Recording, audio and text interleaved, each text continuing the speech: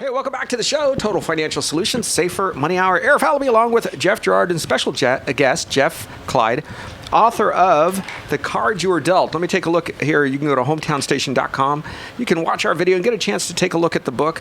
In addition to all of that, folks, I think one of the most exciting things you can learn about life is the networking, is the ability to get involved with people, is the ability to make friends and to understand that in business, life is very similar to that 8th grade dance. I don't know if you understand that, but this is what changed my life. You're speaking to my heart right now. It might have been the 9th grade dance, but it was right in there somewhere where I walk in and I was afraid to dance. Foreigner and Sticks, for those of us that were in that genre. Who? It might have been AC/DC, I don't know. But you walk into the room and you look and you see everybody, there's some that are dancing and there's some that aren't. And I remember, what's the difference? And I remember sitting there watching the groups, and I thought, those guys, if there wasn't music, they would look as silly as could be, just moving around all funny. Right. But the music, you filter that through, and it looks like it's supposed to happen. And I thought, nobody knows that I know how to dance or don't know, or I'm afraid or I'm not afraid. Right. So I'm just going to copy somebody next to me. And, if somebody would have made fun of me at that moment in time, it probably would have shut down my entire life, but they didn't. I went out, pretended to know what I was doing. I danced, smiled when they smiled, and I thought, oh my gosh, nobody made fun of me. Nobody laughed at me. That's it. Life is about just pretending until you can figure it out, until the level of confidence will outrun the potential criticism you might receive from one or two people in your circle, but your confidence by that time has been built up. And I think that's part of networking. And I think pretending becomes genuine. Yeah. Sorry. Pretending becomes, it's not even pretending. It's just you set out and go, I don't know this. I need to figure it out. And then you figure it out, and then you genuinely want to do it. And that's how it becomes networking. Yeah, and it becomes about the entire relationship that you have with the person in your life and the persons in your life, to where I think really the line that's crossed, the one thing that I've learned about people that are successful is the generosity and the genuine desire to help others. You can take folks in this community. We have various awards and that are given to various groups of people over the years. And, I don't want to say it's the same group of people, but you can probably pick, 100 or 150 of the top givers, movers and shakers, whatever the term might be here in Santa Clarita. And the common theme amongst all of them is that they are not selfish, that they are givers to other people, both of time and money, and believe it or not, of resources. Right. And I think that's really, that's what draws people to them. And I think then it's success begets success, and people want to be around that. And the people that are selfish and that are just, it's about me, generally become repelled. So when you're building a book, the networking with the cards you were dealt, I love this because it does a couple of things. It takes the Texas Hold'em idea, right? Especially because there seems to be a phenomenon still going on, isn't it? It's still happening. 10 years or more. It's well over now, yeah. Yeah. Mm-hmm. And you're starting to see this movement, if you will, where kids are playing this. We got in trouble if we played 21 or blackjack, in elementary school. Today, you see kids all around, Boy Scouts at camp are laying out cards and playing Texas Hold'em. They're not betting anything. No kid is sleeping out on lost his sleeping bag or lost his tent or something in Scouts. Well, we got in trouble for a lot of things these kids do today that they don't. Let's not even talk about some of the things they do. But so, give me the foundation of your inspiration on this book. There has to be a reason that kind of triggered this off. So, I wish I could sound differently than it does, but the reality is this. Over the last 2.5 years, I started a new business in residential lending with a partner who I happened to meet 6+ years ago in a networking group, helped me buy a house, and he was like, everyone else said no, and he turned into the guy. His name's John Sorcelli. He's the other J at my company, J&J Coastal. But he's like, a couple years ago, I was trying to figure it out, and he goes, why don't you partner with me? And I'm like, that's great. And I had already been touting him around everywhere. And I'm like, yeah, I could do loans. I'm licensed. I can accomplish all this. And he's the greatest packager there is. And so I was like, okay, let's do that. Let's go into business together. And I started going to, doing what I used to do. You get dressed up, you go to events, you start talking about what you do, you talk about your products. And next thing you know, I'm finding myself dealing with a different group of people than I dealt with before. I was always dealing with CPAs and attorneys.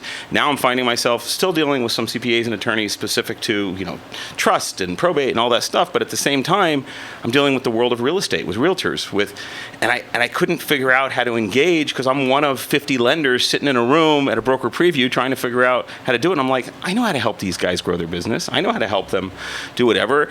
And at the same time, in all my networking groups, it seemed like every coffee or every breakfast or every lunch turned into, hey, Jeff, how did you build that? Hey, Jeff, how did you do that? And so I started giving presentations even within my own thing. And all of a sudden I said, I'm going to write a book. And there was no rhyme or reason. I said, I'm going to write a book, and I'm going to write a book on networking, and I'm going to help people engage, and I'm going to help people do that. All of a sudden, I happened to be talking to my buddy who's a publisher. He had just started publishing a magazine with another publisher who'd been a publisher for about 20 years. He's like, Jeff, we want to publish your book. Like, first of all, that doesn't happen, just so you know. Right. Publishers don't just say, hey, let me come to me. But because he's known me for years, his name's Gerald Olesker and it's 2020 Publishing. There's my shameless plug. But at the same time, what was important about that was he's like, no, we're going to help you. We're going to do it. We're going to do it together. We're going to make this great book, and you're going to help a bunch of people the way you've helped me. And so we started putting it together, and then it just spiraled into this thing that it is here today. I mean, it's a book. I mean, it's a deck of cards. It's Jeff Clyde. I mean, it's this whole thing. And at the end of the day, it's all about somebody needs to figure out how to get into a room. And what I will tell you is great about the book, not that I wrote it and not anything else, but that it's my life and how I built my businesses through networking. And it's both how to get to the next level, like you and I would love to do. At the same time, it's how to get to A level, like someone who's, a veteran or someone who's right out of the military. So that's why that inspired me more. As I was writing, I'm like, I got to tell the veterans how to help themselves. I got to tell this. So it's like, it evolves. So you have a deck of cards, 52 cards. And they're just your standard everyday card, of course, king of diamonds, 10 of spades, etc. But they also have words on there. Yes. If you will, characteristic traits. And here I'll give you one. The 2 of clubs. It says shy, asocial. Right. And then there's a question written in blue. It says, how can you reach out to people in a way that is comfortable for you? Right. So tell me what I do with this. If I pick up this card and I have a 2 of clubs and it says shy, asocial, how can you reach out to people in a way that is comfortable for you? That means now I'm taking this trait of being shy? Yeah, so well, you've accepted it because by now, depending on where you are in your life, you kind of know what traits you are. Like, for example, I know I'm boisterous. I've turned it into gregarious, but I know I'm boisterous. and that's just by figuring out how to stop and wait for the card to turn and then speaking my mind. So with shy and asocial, you're sitting there and you're going, okay, I'm shy and asocial, but I have to get into the workspace. I have to go meet clients. I have to go do sales, or I have to get a job, whatever it is. So I'm going to take my time. I'm going to be who I am, but I'm going to take it one bite at a time. And so there's a thought empowerment on the card that says you can still be shy. It's okay to be a little cautious and to be a little concerned, but you have to do it. So I would say take it one step at a time. And it may be as simple as if you're shy and asocial and you love people, but you don't really want to be out, maybe you like the internet. So communicate through LinkedIn or communicate by email. So it shows you how to be yourself, but at the same time engage in the right environment. Does that make sense? Yeah, it does.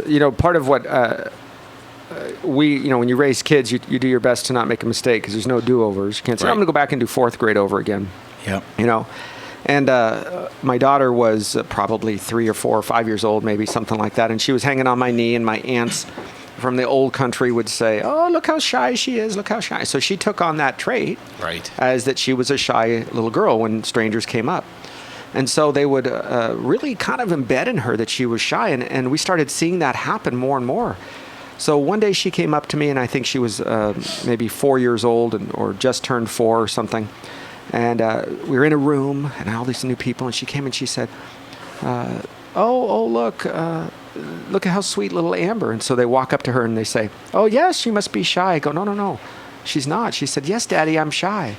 I said, no, Amber, you were shy when you were 4, but now you're 5. Right. And when you're 5 years old, you're not shy anymore. She said, I'm not. I go, no, you're not. She said, oh, okay. It was it. Yeah. And I wish that worked for everybody. It certainly doesn't. Or that it happened for everybody, Yeah, because not everybody is conscious that they should do something like that when a child is impressionable. And my question I've been holding on to for so long here, and I think it's a good opportunity to ask it, is there are plenty of people who just flat out say, I'm not good at that. Right. And it's, oh my gosh, it's such a damaging statement for you to even utter it. I mean, people have written books about what to say when you talk to yourself, the words you shouldn't say, the words you should say, because we don't realize how incredibly powerful it is to speak words, to utter them, because you're programming your brain in some respects to continue and perpetuate, I'm not good at something, I'm not good at something. And so you'll see that they won't branch out and network. They won't, and they'll be that wallflower forever. And what opportunities are they missing, as you stated earlier, by not communicating? But they have to. Right. So would you call this book and this deck of cards a way of developing other areas, or more so for interacting with people? No, I think, well, look, it's across the board. It's actually figuring out who yourself is, figuring out your cards. So these are the cards you're dealt. This is what you have. And by the way, there's kind of a double meaning. There's figure out the cards you were dealt, and then there's sometimes you're dealt cards. Like, you know, sometimes you're divorced or you're widowed, or, you know, you're a veteran, you just got out, you got handed a check and you got to be out. So it also talks about you're in transition, and that has nothing to do with your physical cards. It has to do with these cards, right? Or it doesn't have to do with these cards. It has to do with those are the cards you're dealt. Sure. So sometimes, sometimes the thing I would say the most is it's about figuring out who you are. Then also figure out, just by reading this, you know, there's all different types of people. Maybe they're not as bad or as good as I think they are. Like, maybe it's somebody that's, you know, and I've said this before, like, for example, I think of boisterous and gregarious as being so similar, except for the boisterous person, which I grew up being. You don't think before you speak. The gregarious person speaks all the time, but they do it in a way where people appreciate what they're saying. And that's the difference. So it's the only difference. So follow me for just a second. When you're walking through life, you've got to think of two things here. I run through life. I wish I could walk, by the way. When we sit down and we're raising our kids, and Jeff has 5 children, I have 3, and you're going through this process of, come on, don't you do that? Why are you always messing up? Or, look, what a dummy. Or, you know, we might even use worse words. I know that I've been accused on occasion of just, you know, thinking, gosh, this is the 10th time I'm telling you to do this. Are you not paying attention or what? And you might say something like, you're always, or you never. And we forget that as a position of a parent, we hold such a high privilege in that child's life that the words that we utter are almost as if they are coming from God's mouth to that child's ears. Yes. And the danger in us just saying what we think because of being boisterous or gregarious or short-tempered or whatever we might say, that's just the way we are. We have to remember that the power that we carry with that relationship. Now, the opposite is true as well. If Jeff and I walked into a room of a group of people, and all of these folks are standing around, and I walk in, and they don't even know my name, and I go, hi, you're always a jerk, or whatever. They would look at you and go, you don't hold any power in my life. You're a stranger. Go away. So there are networking and relationships that this book address. Networking with the cards you're dealt. That book address the various relationships we have. Because there's layers of relationships, right? There's the stranger all the way to a parent and child, which is very near and dear to all 3 of our hearts. Well, and like I said, and just so you know, so I mean, this came out of a bunch of different things. It sends people. It's about how to get a job. It's about how to, you talk about all these different directions. And it actually does go down to children. The catch is, who's really embraced this? College kids. So it hasn't really gone to the high school and younger level. And I think that I didn't think I was a writer, by the way, but I have a feeling there's another book that's actually going to take it down that way. I was in Barnes & Noble and I was like, hey, there might be a kids section, for my 11-year-old. I was like, about bullies and how you just walk away from that network. You that's just right. do that. So it'll evolve into something, but it's really resonating and surprised me, even though I included them. College kids are just clamoring to it. I actually had a meeting with a guy yesterday that was a young college kid that I met at a panel, and I said, yeah, I'll get together with you for lunch and tell me how I can help you. And we got together, and I spent a half hour doing recon. What'd you like? What you didn't like? What was perfect? What was and it just made me realize that so many of these guys are clamoring to figure out what's not being taught in school. How do we figure out the right approach? How do we do it? And by the way, you're right. I need to watch, and throughout this process, I've watched my kid, one of my sons, and I've actually watched him, and I'm like, he's that card. Like, I've actually watched, let him evolve, and so my interaction with him is different. It's not, you're shy, and I want you to be shy, because to your point, you don't want to make him feel like he's pigeonholed into that thing. That's right. But at the same time, it's like, you know what? You may think of yourself as shy. I'm not going to tell you no. I'm just going to tell you it doesn't mean you don't still have to get out there. So it's kind of the, okay, I'm not going to beat you up. A lot of successful people will tell you that they don't like people. Now, when they say that, that's not really what they don't like people. Like they're a hermit. It's that they're very uncomfortable with a group of people. They're very uncomfortable in a setting that is uncomfortable to them and unfamiliar, yet they still go out there and do it anyway. Right.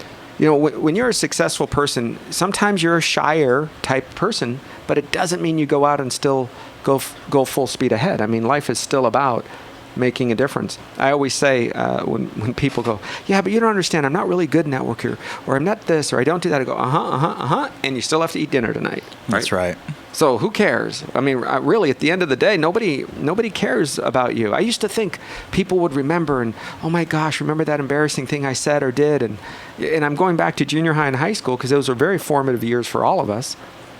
And it might be the worst thing in the world you ever did and mortifying, and you're embarrassed and you're ashamed or you're sad and nobody else remembers it, and they all have their own problems. And that's the same thing. Maybe a title of one of the books, certainly a chapter, can be, You Are Who You Call Friend.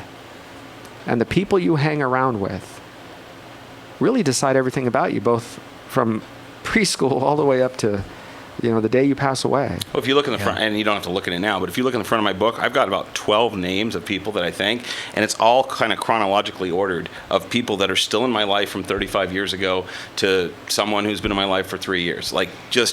Because I'm a collector of people, same thing, and it's pretty amazing how it works and then there's people that I could put in another book that aren't people that I hang out with. So it's just how it works. I mean, you pick who you want to be with, and you want to be with people like you that enjoy what you enjoy. And I think, by the way, having 5 kids, that's too many kids for me to hang out with you. So okay, no problem. No, I'm just kidding, Jeff. But I have 2. It's a lot of work. But I want to go back to something you said, Arif, and it ties in really well with what you just said, Jeff, because there's the memory side of things where, I think maybe someone's shyness or their, I'm just not good at networking, there's a couple of thoughts come to my mind. Maybe they didn't have success because they didn't, number one, give it long enough. Mm-hmm. They thought, so I'm not good at it, didn't work the first time, so they shut down. So they just don't want to do that. And then they become cynical, like, that's for those people. But then the other side of it is, if they would just give it a chance and get out there and not be the person that's, trying to see how many cards they can get rid of at the next breakfast or the next mixer, but actually engaging. And what I have found, because I'm not a natural networker, I'm not the person that's going to go out and think that everything that I have to say, everybody wants to hear it. I'm just not that person. Right. But I seem to, in some way, give it a chance, and I tend to attract the people that are that way, and it turns out to be a really good marriage, or at least for that conversation, because I'll attract those people, they'll pull it out of me, and then we'll end up having a wonderful conversation, whether it leads to a business or a personal relationship. I find that there's value in spending time with like people, and it turns out to be a pretty rewarding experience. And had I shut down from the beginning and said, I'm just not good at that, I'm not going to do it, I would never know what it's going to be like. Well, there's 2. I mean, I would leave it with this. Like, it's not a marathon. First of all, I mean, it is a marathon. It's networking is a marathon. It's not a sale. It's a lifestyle. It's you have to engage, you have to interact, and the sale will happen, even if that sale is you getting a job, even if that sale is you figuring out how to find a network because you just got divorced and you're trying to figure out what group to get into. Yeah. That's different than the people that are supporting you. It's about you moving forward. So at every level, you've got to take the time and understand that people aren't just waiting for you to show up to say, "Oh, Jeff's here. Now we can network." You have to work your way through it. Something else. Do we have to take a break pretty soon here? Yeah, we're going to take a break, and we're going to say goodbye to Jeff, and we're going to have him on future shows, guys. I want to hear from you. You can go to hometownstation.com, click on Total Financial Solutions. This is a taste of his book. networking with the cards you were dealt, built on Texas Hold'em style. If you are a Texas Hold'em fan, if you understand the game, even if you don't, and I'm one of those that don't. I'm one of those that say, I had to look up terms, and I even mentioned to him, look, I have to go through and go, what does that mean again? And I mentioned the pot splasher because he brought that up. That was actually one I didn't completely understand. But once I read it, I go, oh, of course. It's that guy, that gal that walk into a room that throws their cards everywhere and just thinks that they're the ones that, the reason that you're there is just to serve them as opposed to the opposite. And that is helpful because as you grow your life, your business, a book like this can really help develop you. And we're going to have tips and tricks as we move forward in the coming months and weeks right here on your hometown station, AM 1220 KHTS. Total Financial Solutions, that's us, our Safer Money Hour. Thanks to Jeff Clyde for coming in and entertaining us with his book. Thank you. His cards as well, folks. I want to encourage you to go to his website. Give that out for us. The website is www.jeffclyde.com. And we're going to have a link to that on our site as well, or somehow we'll send out an email, right, Jeff? That's right. A Facebook post and an email, so you can also go to hometownstation.com. Love my Facebook. So. Yes, and you can easily connect with him through us as well. Thanks for listening. We'll be right back. Stay tuned. We have a special guest on a special treat coming up this week on your hometown station, AM 1220 KHTS. Hey, welcome back to the show. Total Financial Solutions, Safer Money Hour. I told you we'd have a special guest, Cliff Stewart, from working at Camp Whitset, Boy Scouts. You guys know that we've had a long-term relationship with the Boy Scouts here in the Santa Clarita Valley. We love our Scouts. You know that my oldest son is an Eagle Scout. My youngest is a Life Scout. My daughter is, and don't know if you know, but there is an Explorer Scout that is for both sexes, if you will, both boys and girls, and so my daughter is active there. We are a scouting family with a history. I love it. I love Camp Whitset. My son has worked there, I want to say 4 or 5 years now. For the summer. And he's going to be returning this summer, we think, as well. But I want to share with you an event that's coming up. In fact, I'm going to let Cliff Stewart from Camp Whitset tell us a little bit about it. Tell us about, first of all, Camp Whitset. That is a camp where?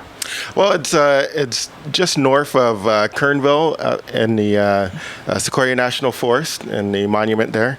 It's been around for 70 years. This will be our 70th anniversary, so we're very excited about this summer and pushing the events that we have going on and getting people involved in the camp because it's been a very successful camp, and we want to keep it going that way. Well, I'll tell you, one of the wonderful things about Camp Whitset is its ability to help young people. You've worked there for how long? I've worked there off and on since 2006. For 2006 and 2007, I was camp director. Then I was away for a while, and then I came back in 2010 as the facilities director. I was the ranger. So nice. I left, and now I'm going back up again this summer because I can't get away. I was going to say, how do you get away from something like that, folks? Camp Whitset is above Kernville.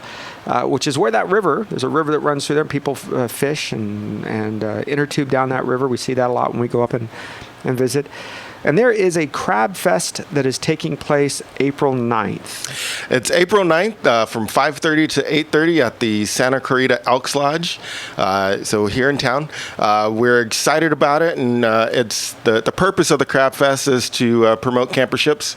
It's a $45 ticket, and all proceeds go to help get kids to go to camp and help pay for those kids who have a hard time paying to go themselves. So this helps them out to be able to get there. It's a great opportunity, folks. Young people, I know growing up, we couldn't afford scouts. We had to make choices, and one of them was that scouting for us as a family was just not in the picture. And for many young people, if it's just the money, do you realize that your dollars can make a difference where a young person can go up? One of the initiatives that I was part of when I was a Los Angeles policeman was having young people from the bad parts of LA touch a tree that a man never planted. Now, because we had to, right? It's the city of Los Angeles. You have to be kind of politically correct, and you can't say God. Oh my gosh, can't say God unless you're cursing. Then you can. And we had to figure out a way to say this. I'm like, goodness gracious, are you telling me and we put together a program, and Camp Whitset delivers. It is a program that allows young people not just in scouting, right? You guys allow other folks to use that during camp. the summer it's exclusively a Boy Scout camp, but the other days of the year, from pretty much from April to June, and from late August through October, we have other outdoor programs, church groups, other youth groups. All denominations, all religions. denominations come and experience the camp. And the camp is in the middle of the Sequoia National Forest, and we're 10 miles away from the giant sequoias. Giant sequoias. It's a beautiful, beautiful area. Lots of fishing and a river, and we have our own 2.5 acre lake, which we have fishing and everything in as well. And just a facility. It's 88 acres. Of pristine land that we have for people to participate in and experience nature. It's Cliff, one of the things at this Crab Fest on April 9th that's coming up here at the Elks Lodge, that's on Sierra Highway? Yes. Okay, Elks Lodge and Sierra Highway, April 9th. One thing that this Crab Fest will do is it'll help young people who just might be on the verge of quitting scouting. They just might be, I just can't afford. Yep. It's either uniforms or camp, and there's a level of embarrassment sometimes when your family's struggling. We all know that happens.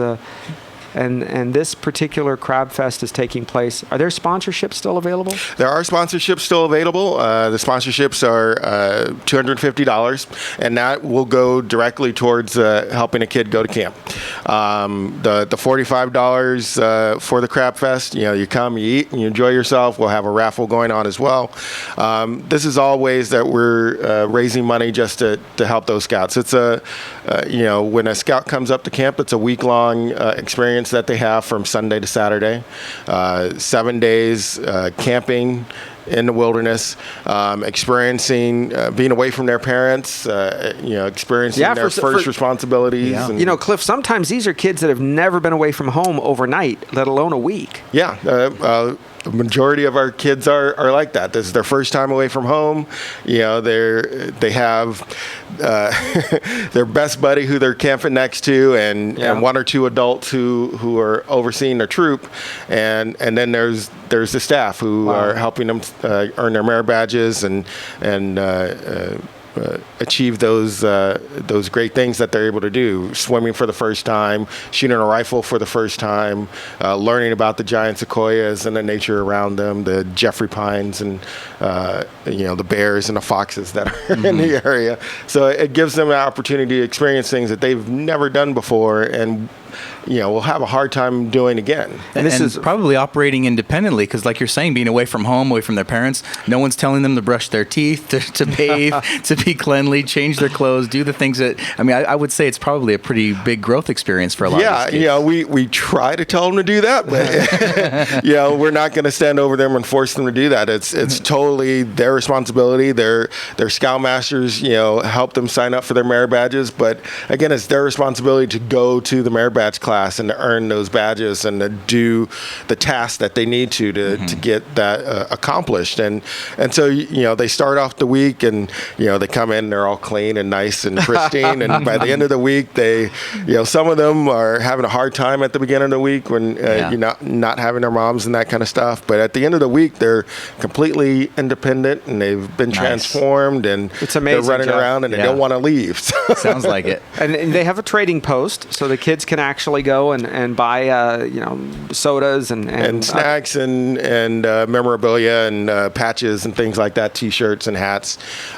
We have our dining hall with 3 meals a day, so they're always getting fed. And we have the Nature Lodge where they learn all about the natural environment around, and Scoutcraft where they learn their basic knots and their scout skills and that kind of thing. Their troop scoutmaster, their job is to help organize the leaders, but folks, Boy Scouts is a boy-led organization. That means that there are leaders, and each scout, whether they're new or not, are having a role to play in some of the leadership roles.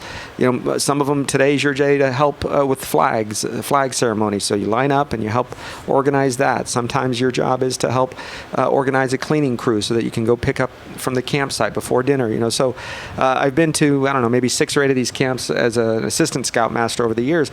and really have enjoyed the desire to sit back. Difficult for me at first. As an A personality and somebody that runs a business, it's difficult to sit back instead of tell the kids what to do, and instead kind of guide and then watch them succeed or fail on their own, even if it was a different way to do it. So, Cliff, you guys allow young people to rise to the occasion and do things that is not normal. In a normal family, if you will. No, I remember as a kid, I grew up in Scouts and got my Eagle and did all that stuff. And I remember as a kid when I was elected to be senior patrol leader for my troop, I went to my Scoutmaster and we had a long conversation. And I said, well, I want it to be a boy-run troop. I want to be the boy that leads it. And he said, okay, do it.